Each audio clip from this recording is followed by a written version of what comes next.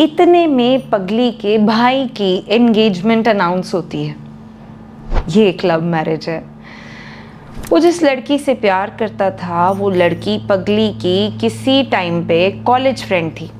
किसी टाइम पे ज़्यादा क्लोज नहीं थी ये दोनों, बट हाँ हाय हेलो या एग्ज़ाम्स में एक आधा आंसर कॉपी कर लिया, ये टाइप की फ्रेंडशिप थी। अब पता नहीं इसका भाई और ये लड़की इन दोनों में कब जान पहचान हुई, दोस्ती बढ़ी, प्यार हुआ और फाइनली वो लड़की शादी के लिए मान गई। पगली के मॉम डैड की लव मैरिज, उसके भाई की लव मैरिज, पगली के दादा दादी तक की भी लव मैरिज। तो उसके टाइम पे ऐसा क्यों, या ऐसा क्यों नहीं? Milord, point to be noted number 17, justice delayed is justice denied, objection overruled. वो खुश तो हुई इस बात से, बट अंदर से उसे बहुत जलन हो रही थी। सब ने अपने अपने डिसीजंस लिए अपनी लाइफ के लिए, सब ने अपने अपने डिसीजंस थोपे पगली की लाइफ पे। उसका क्या, वो तो वैसे भी अभी शादी ही नहीं करना चाहती थी, पर वो खुश थी अपने भाई के लिए। बिसाइड्स वो लड़की को भी जानती थी अच्छे से। वहाँ एंगेजमेंट का दिन फिक्स हुआ, यहाँ पगली की टिकट्स बुक हुई अपने शहर आने के लिए, जो कि उसके पापा ने बुक कराई थी उनके पैसों से। क्या फनी बात है ना, लड़कियां कैसे बट जाती हैं शादी के बाद, हर तरीके से, हर एस्पेक्ट से। पगली अब यहाँ की हुई ना, इन लॉज की, तो उसमें फाइनेंशियल एस्पेक्ट भी आएगा या नहीं आएगा? वो खर्चा उसके पापा करेंगे, तो फिर वो वहाँ की हुई ना अभी भी, वो जब मर्जी आ जा सकती है अपनी मॉम के घर। Not allowed.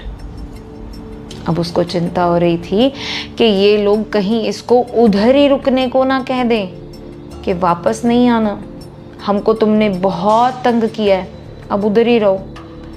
पता नहीं, शायद उसका दिमाग वाकई स्टेबल नहीं था, हिल गया था मार खा खा के, कि उल्टे सीधे ख्याल सोचती रहती थी।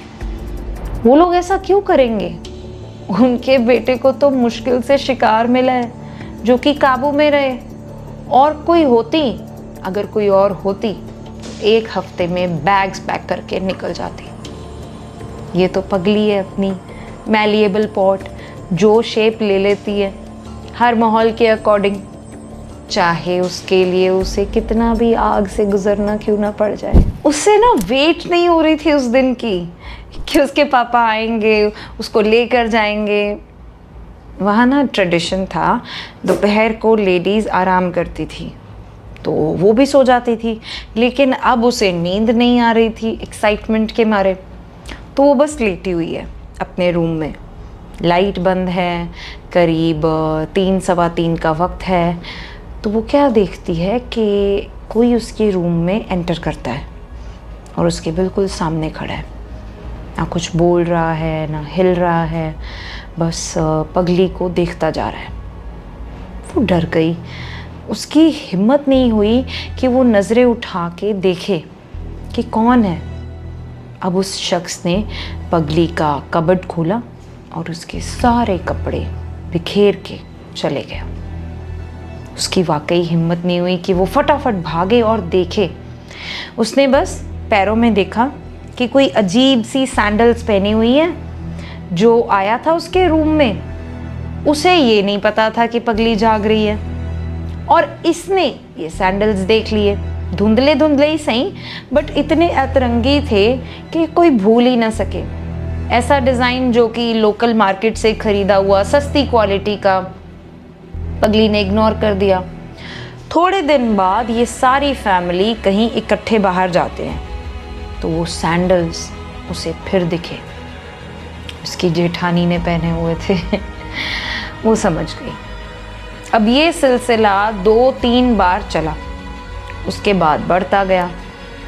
बढ़ा ऐसे कि इसके कपड़े कटने लगे साइड से, कभी इसका दुपट्टा, कभी इसका कोई फेवरेट कुर्ता, जैसे कोई पगली को डरा रहा हो।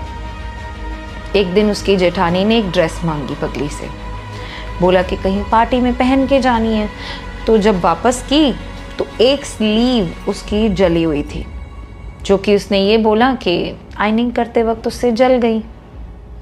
जलती तो वो थी पगली से। पता नहीं किस किस तरीके से अपना गुस्सा पगली के साथ इनडायरेक्टली ये छोटे छोटे बट माइंड पर बड़ा असर कर देने वाले कांड करती रहती थी।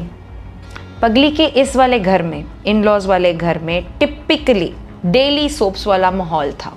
लेकिन ये हमारी पगली अपनी मस्ती में ही खोई रहती थी, ध्यान ही नहीं देती थी। जब इसके पापा आए तो एक्साइटमेंट में मेकअप ही करना भूल गई।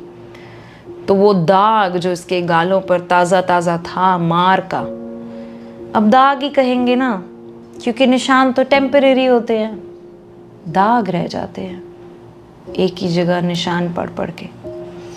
तो वो उन्होंने देख लिया। उन्होंने पूछा इससे क्या बात है। वो कुछ नहीं बोली, बस रोती जा रही थी। अब उसको अपनी सास की एक बात याद आ गई। ब्रेन वॉश तो वो वैसे ही करती रहती थी पगली का टाइम टाइम पर, ताकि कोई मुसीबत आए ही ना। तो वो अपना टाइम बताती थी कि कैसे उनकी सास उन पर टॉर्चर करती थी। तो उनके पापा ने एक बार पूछा, बेटा आप खुश हो?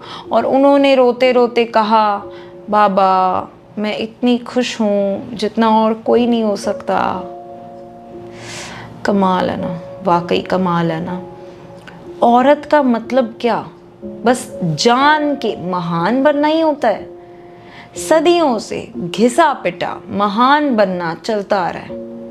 तकलीफ है तो बोलो ना सबको, बात करो, सुधारो हालात को। लेकिन नहीं, सहन करना है, बड़ा बनना है।